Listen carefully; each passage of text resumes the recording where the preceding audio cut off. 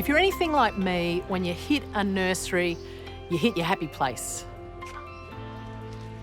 You know, coming into a nursery can be incredibly exciting. There are so many gorgeous plants to choose from. And you can be excused for getting a bit overwhelmed and maybe spending your lunch money on something luscious that you don't really have the spot for. We've all done it.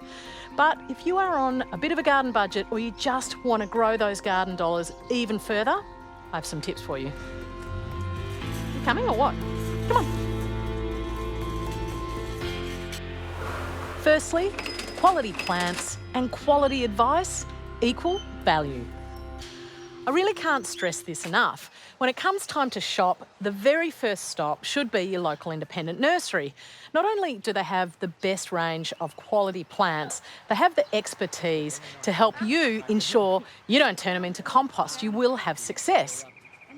If you come armed with a bit of information about your own place, the site, the soil, and really what it is you want to achieve with your garden, then they will help you match what you've got with what you want.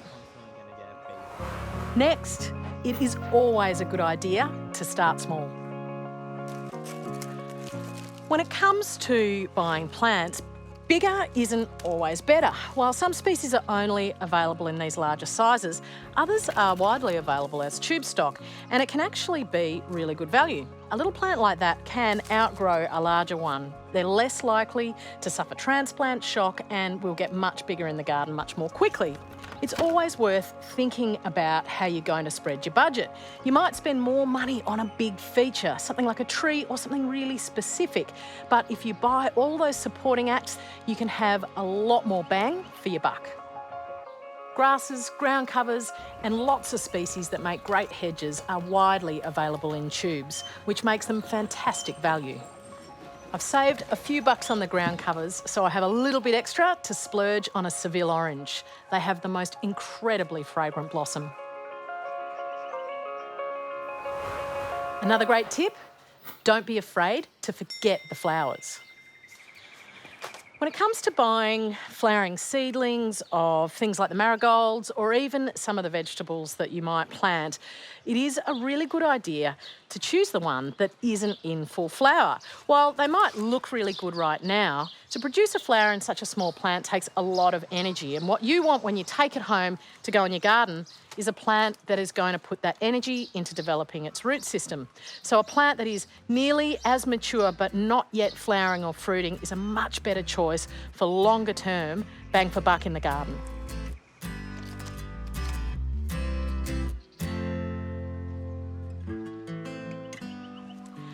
But if the only punnet of the plant you want has got a flower or some fruit on it, I have one more tip. To put the energy into that developing plant and the roots, you need to pinch this off. I know it seems harsh, but you'll have more flowers in the long run. It pays to play the long game. While annual plants will provide plenty of colour, they only do it for 1 year and sometimes even less just for the season, whereas perennials can continue to flower year after year.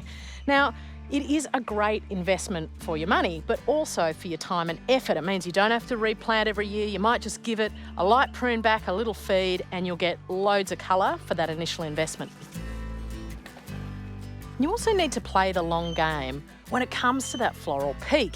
Whilst many plants are gorgeous when they're absolutely bursting with bloom, others have a much longer appeal. When it comes to choosing something even as simple as a grass or a rose, think about its appeal all year round. You don't only want a beautiful floral display when it's at its peak. You might get some beautiful fruit like a rose hip and also gorgeous foliage. Choosing plants with 4 seasons of appeal is always a good investment. My final tip is to think prop when you shop. One really simple way to grow your garden budget, and this is particularly good if you're renting and moving around, is to think about how you might propagate those plants you're purchasing when you buy them. You can even ask some advice from those experts at the nursery. Plants like salvias are so generous and they are really easy to propagate from cuttings. Things like dianellas, lots of clumping plants can be lifted and divided.